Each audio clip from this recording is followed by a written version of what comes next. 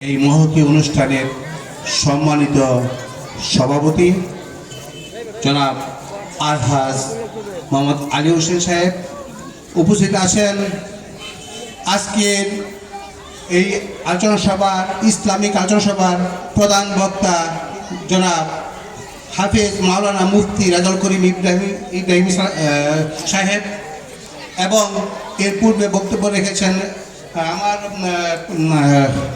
বক্তব্য রেখেছেন হযরত হাফেজ মাওলানা মোহাম্মদ দেলোয়ার হোসেন সাহেব।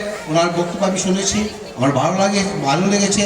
উনি সুন্দরভাবে বলেছেন যে পিতা মাতার প্রতি যে দায়িত্ব সন্তানদের তার যথাযথ পালন করার জন্য এবং পিতা মাতাও সেই সন্তানদেরকে সঠিক পথে পরিচালিত করার জন্য তার দায়িত্ব কর্তব্য যেগুলো আছে সে সুন্দরভাবে পালন করার জন্য।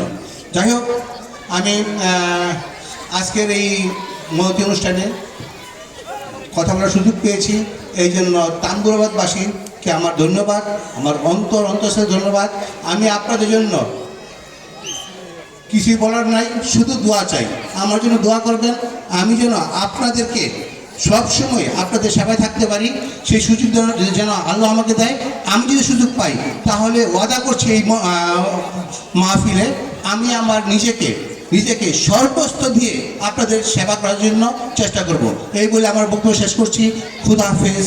আজকের মহতী অনুষ্ঠান খুদা হাফেজ। ধন্যবাদ সবাইকে।